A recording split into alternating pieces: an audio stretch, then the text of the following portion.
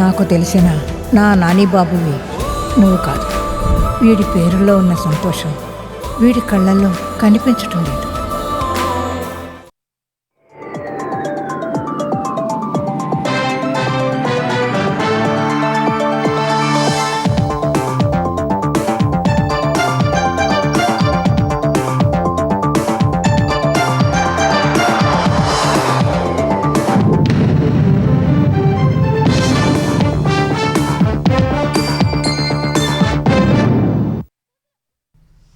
నమస్కారం, ETV news కు స్వాగతం. ముఖ్యాంశాలు. బ్యాంకాక్లోని ఓ పబ్లో ఘోర అగ్ని ప్రమాదం. మంటల్లో చిక్కుకొని 27 మంది సజీవ దహనం, పలువురికి తీవ్ర గాయాలు. ఆధునిక హంగులు సంతరించుకోనున్న ధవళేశ్వరం బ్యారేజ్. 117 కొత్త గేట్ల ఏర్పాటు పనులు ప్రారంభించనున్న సీఎం చంద్రబాబు. ఎంఎస్ఎంఈల అభివృద్ధిపై ఏపీ ప్రభుత్వం ప్రత్యేక దృష్టి. మౌలిక సదుపాయాల కోసం 1600 కోట్లు ఖర్చు చేయనున్న సర్కార్. కాంగ్రెస్ ఎంపీలతో నేడు సమావేశం కానున్న రేవంత్ రెడ్డి. తెలంగాణ ప్రాజెక్టులు, నిధుల సాధనపై దిశానిర్దేశం చేయనున్న సీఎం. టీ20 లీగ్ తొలి సీజన్ విజేతగా హైదరాబాద్ ఈ ఛాంపియన్స్. ఆల్రౌండ్ ప్రదర్శనతో ఖమ్మంపై గెలుపు, ₹1 కోటి నజరానా కైవసం. ప్రతిభావంతులైన క్రీడాకారులను ఉన్నత స్థాయికి తీసుకెళ్లడమే లక్ష్యమన్న ఈ ఛాంపియన్స్ యాజమాన్యం. మిగతా ఆటలను ప్రోత్సహిస్తున్నట్లు వెల్లడి. వింబుల్డన్ టైటిల్ ను నిలబెట్టుకున్న యానిక్ సిన్నర్. తుది పోరులో జ్వెరేవ్పై ఇటాలియన్ జయభేరి.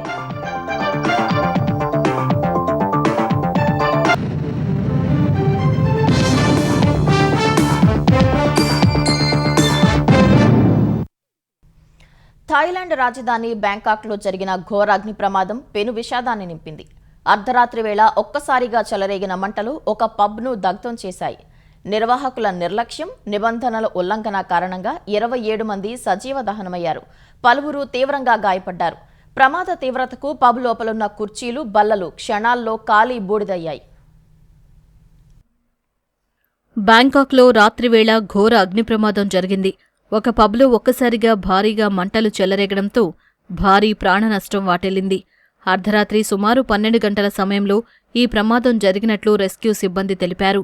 ప్రమాద సమయంలో పబ్ ముందు తలుపుల నుంచి భారీగా మంటలు ఎగిసిపడ్డం, ప్రజలు ప్రాణాలు కాపాడుకోవడానికి పరుగులు తీయడం వంటి దృశ్యాలు సామాజిక మాధ్యమాల్లో చక్కర్లు కొట్టాయి.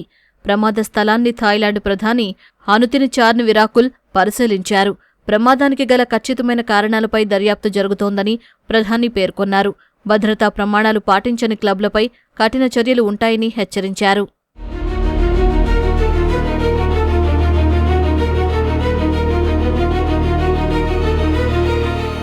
పబ్లో కేవలం ఒకే ప్రధాన ద్వారం ఉండటంతో జనాలు ఒకేసారి బయటకు రావడానికి నెట్టుకోవడంతో తొక్కిసలాట జరిగి ప్రాణనష్టం పెరిగినట్లు రెస్క్యూ సిబ్బంది తెలిపారు. నిర్వాహకులు నిర్లక్ష్యంగా అత్యవసర ద్వారాలకు తాళాలు వేసి ఉంచడం కూడా ప్రాణనష్టానికి కారణమని తెలిసింది. పబ్ లోపల శబ్ద కాలుష్యాన్ని నివారించడానికి వాడిన సౌండ్ ప్రూఫింగ్ ఫోమ్ కారణంగా మంటలు క్షణాల్లో పబ్ మొత్తం వ్యాపించాయని ప్రాథమికంగా గుర్తించారు. అగ్నిమాపక సిబ్బంది అరగంట పాటు శ్రమించి మంటలను అదుపులోకి తెచ్చారు. ప్రమాదం జరిగిన తర్వాత పబ్ లోపల కుర్చీలు, బల్లలు పూర్తిగా కాలి బూడిదైన దృశ్యాలు అక్కడి భీకర పరిస్థితికి అద్దం పడుతున్నాయి. ఉమ్మడి ఉభయ గోదావరి జిల్లాల జీవనాడి అయిన ధవళేశ్వరం సర్ ఆర్థర్ కాటన్ బ్యారేజ్కు కొత్త కళ రానుంది. దెబ్బతిన్న 117 గేట్ల స్థానంలో కొత్త గేట్ల నిర్మాణం పనులను సీఎం చంద్రబాబు నేడు ప్రారంభించనున్నారు. భావితరాలకు భరోసా ఇచ్చేందుకు అత్యాధునిక హంగులతో ఈ గేట్లను రూపొందించనున్నారు. లక్షలాది ఎకరాలను సస్యశ్యామలం చేసిన Dowleswaram sir Arthur Cotton project నేడు ఆధునిక హంగులు సంతరించుకోనుంది. 152.95 కోట్లతో బ్యారేజీని మరింత సురక్షితంగా తీర్చిదిద్దే ప్రతిష్టాత్మక పనులకు నేడు ప్రభుత్వం శ్రీకారం చుట్టనుంది. దెబ్బతిన్న 117 గేట్ల స్థానంలో అత్యాధునిక గేట్ల ఏర్పాటుకు సీఎం చంద్రబాబు శంకుస్థాపన చేయనున్నారు. డాక్టర్ బిఆర్ అంబేద్కర్ కోనసీమ జిల్లా పరిధిలోని పిచ్చుకలంక గేట్ నెంబర్ 1 వద్ద ఈ పనులు ప్రారంభిస్తారు. నిరంతర వినియోగం, భారీ వరదల ఒత్తిడి వల్ల ధవళేశ్వరం ప్రాజెక్టుకు ఆధునికీకరణ అవసరమని గతంలో నిపుణుల కమిటీ సూచించింది. దీంతో 2014లో అప్పటి తెలుగుదేశం ప్రభుత్వం ఆధునికీకరణకు శ్రీకారం చుట్టింది. ప్రాజెక్టుకు చేపట్టాల్సిన పనులకు రూపకల్పన చేసి శరవేగంగా పూర్తి చేసింది. బ్యారేజీలో అప్పటికే దెబ్బతిన్న 58 గేట్లకు 31.77 కోట్లతో మరమ్మతులు చేసింది. తదుపరి అధికారంలోకి వచ్చిన వైసీపీ ప్రభుత్వం ప్రాజెక్టు పనులను కొనసాగించకపోగా నిర్వహణకు పైసా నిధులివ్వలేదు.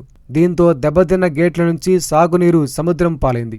ఫలితంగా చివరి ఆయకట్టు రైతులకు సాగునీరు అందక రైతులు అనేక కష్టాలు పడ్డారని మంత్రి నిమ్మల రామానాయుడు తెలిపారు.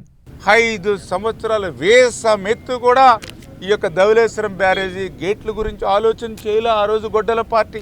ఈవేళ లక్షలాది మంది ప్రజలు మంచినీళ్లు తాగుతున్నాము గోదావరి జిల్లాల్లో అంటే అది ధవళేశ్వరం బ్యారేజీ. అటువంటి ధవళేశ్వరం బ్యారేజీ గేట్లు ప్రమాదంగా ఉన్నాయని చెబితే చెవికెక్కనటువంటి జగను గోదావరి జిల్లాలో తిరిగేటువంటి అర్హత ఆయనకు ఉందా అని చెప్పి మేము ప్రశ్నిస్తూ ఉన్నాం. ఈ యొక్క ధవళేశ్వరం బ్యారేజీకి ₹1 ఎందుకు కేటాయించాల?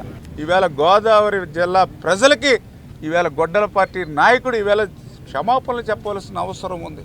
ప్రాజెక్టు గేట్లు అమర్చే పనులను అపార అనుభవం కలిగిన బెకం సంస్థకు ప్రభుత్వం అప్పగించింది. గతంలో ప్రకాశం బ్యారేజ్ వద్ద బోట్లు ఢీకొట్టి దెబ్బతిన్న గేట్లను సమర్థంగా మార్చడం సహా పలు సాగునీటి ప్రాజెక్టుల గేట్ల ఏర్పాటులో సమర్థంగా చేశారనే పేరు ఈ సంస్థకుంది. మిగిలిన 117 పాత వరద గేట్లను అత్యాధునిక గేట్లతో మార్చడంతో పాటు మొత్తం 175 గేట్లకు కొత్త రబ్బర్ సీల్స్, రోలర్ అసెంబ్లీలు, వైర్ రోపులు, మాస్టర్ కంట్రోల్ ప్యానెల్స్, విద్యుత్ కేబుళ్లు ఏర్పాటు చేయనున్నారు.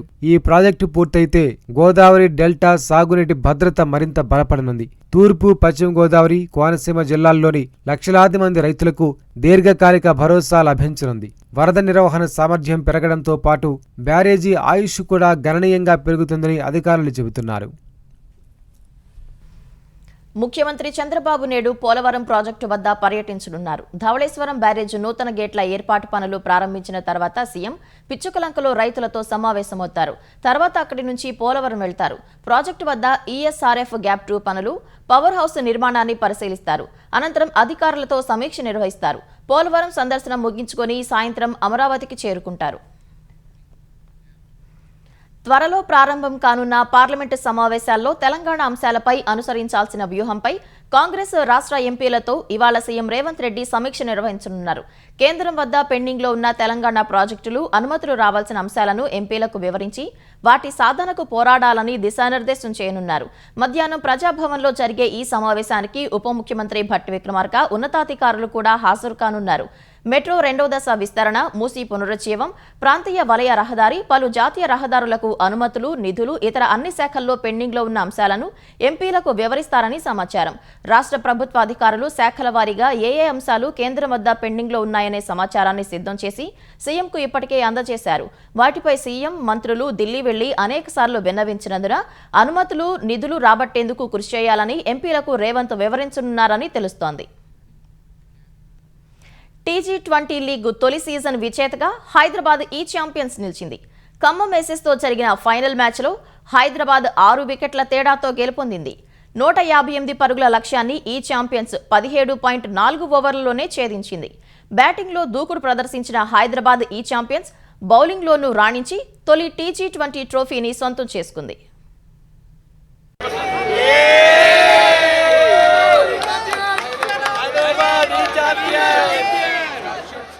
హైదరాబాద్ క్రికెట్ అసోసియేషన్ ప్రతిష్టాత్మకంగా నిర్వహించిన టీ20 లీగ్ తొలి సీజన్లో హైదరాబాద్ ఈ ఛాంపియన్స్ విజేతగా నిలిచింది.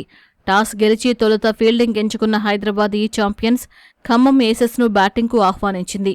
అజయ్ గౌడ్ వేసిన తన తొలి ఓవర్లోనే పరాస్రాజ్ వికెట్ తీశాడు. ఇన్నింగ్స్ 5వ ఓవర్లోనే ప్రతీక్ రెడ్డి, జీఎస్కే రెడ్డిలను పెవిలియన్ పంపాడు.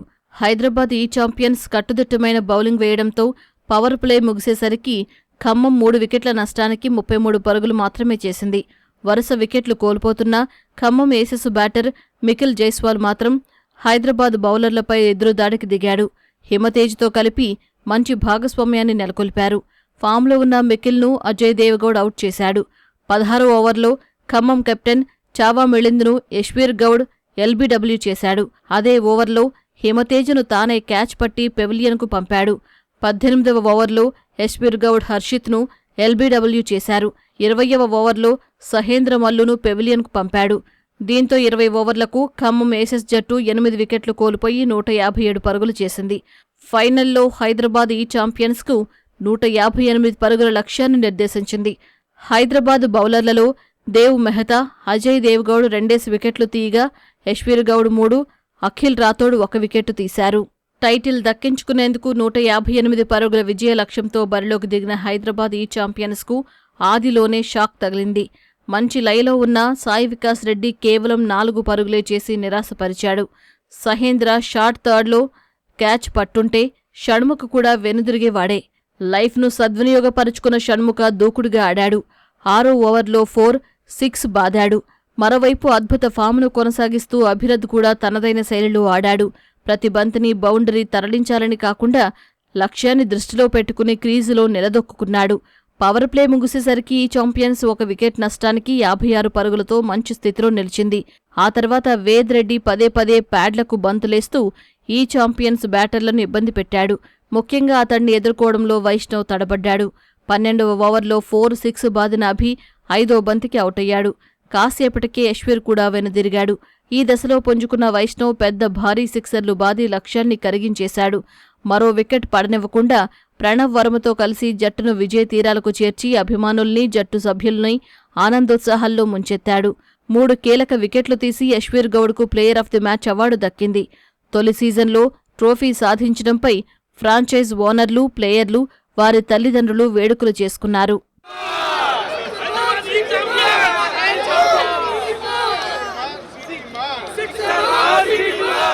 మ్యాచ్ ముగిసిన తర్వాత ప్రజెంటేషన్ సెరమనీలో మల్లు భట్టి విక్రమార్క, గవర్నర్ శివప్రతాప్ శుక్లా, హెచ్సీఏ కార్యదర్శి జీవన్ రెడ్డి, టీజీ20 governing council chairman Agam Rao, single men committee chairman justice Naveen Rao, ఇతర హెచ్సీఏ సభ్యులు పాల్గొన్నారు. టోర్నీలో 519 పరుగులతో ఈ champions captain Abhirath Reddy orange cap హోల్డర్గా ఉన్నాడు. దీంతో పాటు అతనికి player of the tournament award దక్కింది. 21 వికెట్లు తీసిన అజయ్ దేవ్గౌడ్ పర్పుల్ క్యాప్ దక్కించుకున్నాడు. విన్నర్ టీం హైదరాబాద్ ఈ ఛాంపియన్స్కు ₹1 కోటి ప్రైజ్ మనీ దక్కింది. రన్నరప్ అయిన ఖమ్మం ఏసెస్కు 50 లక్షలు, 3, 4 స్థానాల్లో ఉన్న కరీంనగర్ డైమండ్స్, రంగారెడ్డి జట్లకు 25 లక్షల చొప్పున నగదు చెక్ను అందజేశారు.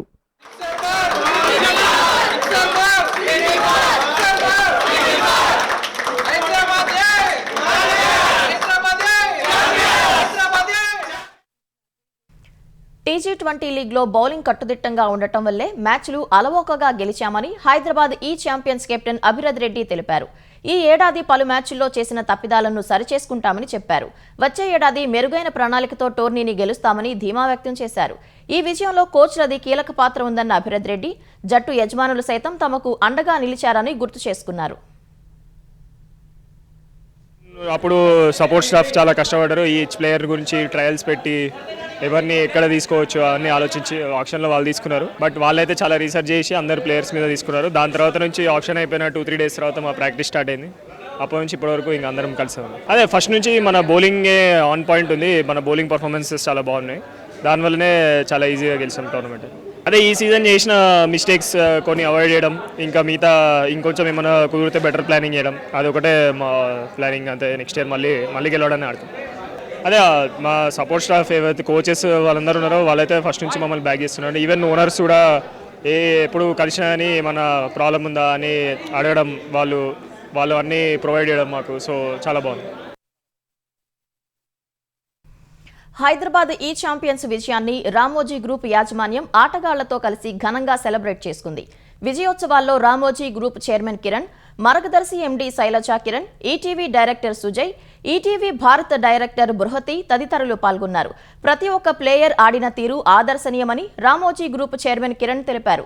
ట్రోఫీ విజేతకు వచ్చిన ₹1 మొత్తం ప్లేయర్లు, ఇతర సపోర్టింగ్ స్టాఫ్కి మాత్రమే ఉంటుందని స్పష్టం చేశారు. మార్గదర్శి ఎండీ శైలజా కిరణ్ జట్టు సభ్యులను ప్రత్యేకంగా అభినందించారు. జట్టులోని ప్రతి ఒక్కరూ అత్యుత్తమ ప్రదర్శన కనబరిచారన్నారు. గెలిచిన జట్టుకు రామోజీ గ్రూప్ తరపున ఈటీవీ భారత్ డైరెక్టర్ బృహతి నగదు బహుమతిని ప్రకటించారు. కెప్టెన్కు 5 లక్షలు, వైస్ కెప్టెన్కు 4 లక్షలు, మిగిలిన ప్లేయర్లకు 3 లక్షల చొప్పున ఇవ్వనున్నట్లు తెలిపారు. ప్రతిభావంతులైన క్రీడాకారులను ఉన్నత స్థాయికి తీసుకెళ్లడమే తమ లక్ష్యమని ఈటీవీ డైరెక్టర్ సుజయ్ వివరించారు.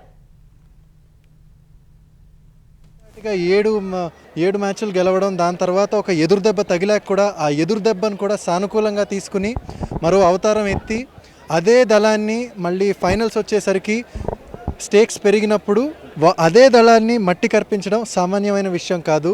ఇలాగే ఇటువంటి క్రీడాకారుల్ని ప్రోత్సహిస్తూ ముందుకు తీసుకొస్తూ వాళ్ళని జీవితంలో తదుపరి ఘట్టానికి తీసుకెళ్ళగలిగితే అంతకంటే సంతోషం ఏమీ ఉండదు. మా లక్ష్యం అదే. మేడన్ సీజన్ కొట్టాము కప్పు, సో వెరీ హ్యాపీ. ఎవరు ఇండివిజువల్ కోసం వాళ్ళ ఇండివిజువల్ గ్లోరీ కోసం ఆడట్లేదు.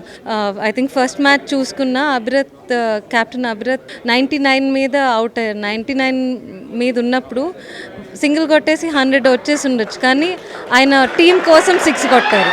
చాలా చాలా సంతోషంగా ఉందండి. యాక్చువల్లీ కిరణ్ గారు లాస్ట్ 20 years నుంచి లక్ష ఈవెంట్స్ అని ఇనిషియేటివ్ తీసుకుని ఆయన behind the scene he's been the man for the sports events that are happening in Eenadu. Rural ఏరియాస్లో గవర్నమెంట్ స్కూల్స్ నుంచి కానీ పిల్లల్ని ప్రైవేట్ స్కూల్స్ నుంచి కూడా మట్టిలో మాణిక్యాలని వెలికి తీయాలని ఆయన 20 yearsగా ఈ ప్రయత్నం చేస్తున్నారు. ఎన్నో multiple sports activities, not just cricket alone. So చాలామంది లక్ష ఈవెంట్స్ ద్వారా నేషనల్ లెవెల్కి వెళ్ళి ప్లేయర్స్ రికగ్నిషన్స్ తీసుకున్నారు. మన ఈనాడులో వేస్తూ ఉంటాం కూడా. ఇప్పుడు ఈ హైదరాబాద్ ఈ ఛాంపియన్స్ కూడా ఆయన ఇనిషియేటివ్ తీసుకుని ఆయన ప్రోద్బలంతో మొదలుపెట్టిందేను. Very very happy that his dream has come true today. టీ20 తొలి సీజన్ ముగింపు వేడుకలు అభిమానులను విశేషంగా ఆకట్టుకున్నాయి. మ్యాచ్ ప్రారంభానికి ముందు కోలాటం, లంబాడి నృత్యం, బోనాలు, బతుకమ్మ నృత్యం, ఒగ్గుటోలు ప్రదర్శనలతో కళాకారులు స్టేడియాన్ని హోరెత్తించారు. తెలంగాణ సంప్రదాయ వైభవాన్ని ప్రతిబింబించిన ఈ ప్రదర్శనలు ప్రేక్షకుల నుంచి ఘన స్వాగతం అందుకున్నాయి. అనంతరం నాటు నాటు పాటకు ఆస్కార్ అవార్డు గెలుచుకుని ప్రపంచవ్యాప్తంగా గుర్తింపు పొందిన రాహుల్ సిప్లిగంజ్ తన ఎనర్జెటిక్ లైవ్ పర్ఫార్మెన్స్తో అభిమానులను అలరించారు. టీ20 బ్రాండ్ అంబాసిడర్ విజయ్ దేవరకొండ కూడా అభిమానులతో సందడి చేశారు. ఇన్నింగ్స్ విరామ సమయంలో సౌండ్, లైట్, లేజర్ షోతో పాటు ఆకాశాన్ని తాకే పైరోటెక్నిక్ ప్రదర్శనలు ప్రేక్షకులను మంత్రముగ్ధులను చేశాయి.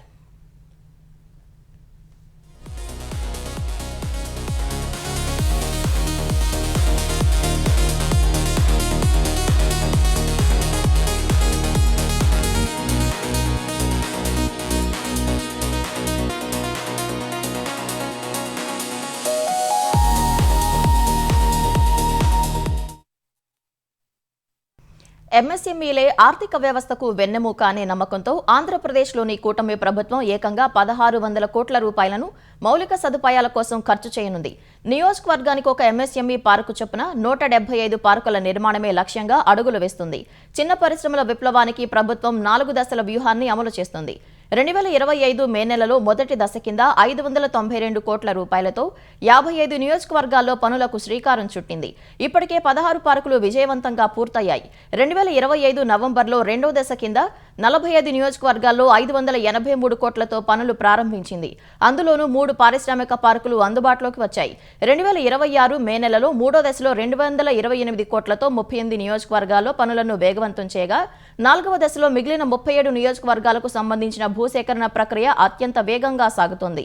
విస్తారంగా భూములున్న ప్రాంతాల్లో భారీ ఎంఎస్ఎంఈ పార్కుల్ని అభివృద్ధి చేస్తూ 3500 ఎకరాల్ని పారిశ్రామికవేత్తలకు సిద్ధం చేస్తుంది. పట్టణ ప్రాంతాల్లో తక్కువ స్థలంలోనే ఎక్కువ పరిశ్రమలు స్థాపించేలా ఫ్లాటెడ్ ఫ్యాక్టరీ కాంప్లెక్స్లను నిర్మిస్తోంది. వియత్నాం ఫూక్వాక్ ద్వీపంలో జరిగిన ఘోర పడవ ప్రమాదం నుంచి సురక్షితంగా బయటపడిన 16 మంది తెలుగు పర్యాటకులు విమానంలో హైదరాబాద్ చేరుకున్నారు. మొబైల్ సంస్థ లావా తమ డిస్ట్రిబ్యూటర్ల కోసం ఏర్పాటు చేసిన వియత్నాం విహారయాత్ర తీవ్ర విషాదాన్ని నింపింది. పడవ బోల్తా పడిన ఘటనలో 15 మంది భారతీయులు ప్రాణాలు కోల్పోగా అందులో 3 ఏపీ వాసులు ఉన్నారు. హిందూపురం వాసి నల్లపేట రవితేజ, కడపకు చెందిన శ్రీధర్, మచిలీపట్నం వాసి గిల్లి జయలక్ష్మి మృతదేహాలను స్వస్థలాలకు తరలించేందుకు ఏర్పాట్లు చేస్తున్నారు. వియత్నాం ఆసుపత్రిలో చికిత్స పొందుతున్న జయలక్ష్మి భర్త కిషోర్ ఆరోగ్య పరిస్థితి ఇంకా విషమంగానే ఉంది. మృతదేహాలను ప్రస్తుతం హోచిమిన్ సిటీకి తరలించారు. రాయబార కార్యాలయ ఫార్మాలిటీస్ పూర్తి కాగానే పౌర విమానయాన శాఖ మంత్రి కింజరాపు రామ్మోహన్ పర్యవేక్షణలో మృతదేహాలను భారత్కు తీసుకురావడానికి అధికారులు వేగంగా చర్యలు తీసుకుంటున్నారు. యువత రాజకీయాల్లోకి వచ్చి సిద్ధాంతపరమైన రాజకీయాలు చేయాలని భారత మాజీ ఉపరాష్ట్రపతి వెంకయ్య నాయుడు ఆకాంక్షించారు. ఆదివారం విశాఖలో వెంకయ్య జీవిత ప్రస్థానంపై సీనియర్ జర్నలిస్ట్ మాశర్మ రచించిన వెంకయ్య నాయకుడు పుస్తక పరిచయ కార్యక్రమం జరిగింది. ఈ సందర్భంగా మాట్లాడిన వెంకయ్య రాజకీయాల్లో విలువలు పడిపోతున్నాయని ఆవేదన వ్యక్తం చేశారు. రాజకీయ నేతలు హుందాగా వ్యవహరిస్తూ సంస్కారవంతమైన భాష మాట్లాడాలని వ్యాఖ్యానించారు. ఈ సందర్భంగా ఆర్టికల్ 370 రద్దు బిల్లు నాటి సంగతులను ఆయన గుర్తు చేసుకున్నారు. సాయంత్రం ప్రధానమంత్రి వచ్చాడు. వాస్తవం ఆ కశ్మీర్ ప్రత్యేక ప్రతిపత్తి రద్దు చేసి ఆర్టికల్ 370 బిల్లు తేబోతున్నాం అన్నారు. చాలా సంతోషం. మన హయాంలో ఈ పని జరగడం చాలా గొప్ప విషయం అయ్యా, నేను అభినందిస్తున్నాను నేను అని చెప్పాను. మనకు లోక్సభలో మెజార్టీ ఉంది కదా, లోక్సభలో ప్రవేశపెట్టండి, పాస్ అయిపోతుంది, తర్వాత రాజ్యసభకు వస్తుంది, అప్పుడు ఏం చేయాలో చూద్దాం మనం అని చెప్పారు. పెట్టకుండా లోక్సభలో పెడితే హడావుడిగా సభలు జరగనివ్వరు, పాస్ కాదు బిల్లు, ఇబ్బంది అవుతుంది, అందుకని ముందు రాజ్యసభలోనే వెళ్దాం. సభలో నేను చెప్పాను సభ్యులందరికీ, మీరు ఏం మాట్లాడదలుచుకుంటే ఆయన మాట్లాడండి, మీ అందరికీ అవకాశం ఇస్తాను, కానీ ఎవరు కూడా మీ సీట్లో నుంచి లేచి బయట వచ్చి వెళ్ళలోకి వస్తే మాత్రం నేను ఏం చేస్తానో మీకు తెలుసు కదా, ఏదో గడి చర్యలు తీసుకున్నట్టుకోడని అందరూ భయపడ్డారు. ఓటింగ్ జరిగింది. ఆర్టికల్ 370 రద్దు అయ్యే బిల్లు రాజ్యసభ ఆమోదపడింది. ఎస్ఐఆర్ విషయంలో అప్రమత్తంగా ఉండి ప్రతి ఒక్కరూ హైదరాబాద్లోనే ఓటును నమోదు చేసుకోవాలని కేంద్ర బొగ్గు గనుల శాఖ మంత్రి కిషన్ రెడ్డి సూచించారు. అంబర్పేట నియోజకవర్గంలోని కాచిగూడలో జలమండలి, జీహెచ్ఎంసీ, ట్రాన్స్కో, జెన్కో ఉన్నతాధికారులతో కలిసి పాదయాత్ర చేశారు. గోల్నాక డివిజన్ అంబర్పేట్ మీదుగా బాగ్ అంబర్పేట్, నల్లకుంట వరకు వెళ్లారు.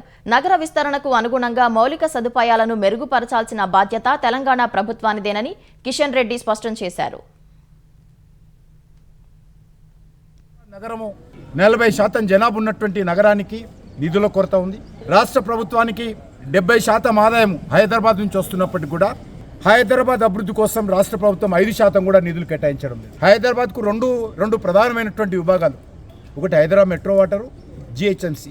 ఈ 2 విభాగాలు కూడా నీటి కొరత లేక నిధుల కొరత, మరి నిర్ణయాల కొరత ఈరోజు కొట్టుమిట్టాడుతున్నటువంటి పరిస్థితి ఉంది. అమెరికా, ఇరాన్ మధ్య పోరు తీవ్రంగా మారింది. ఇరాన్లోని ఫారూర్ దీవిపై అమెరికా వైమానిక దాడుల్లో ఒక ఇరాన్ టెలికమ్యూనికేషన్స్ అధికారి మరణించగా మరో 2 తీవ్రంగా గాయపడ్డారు.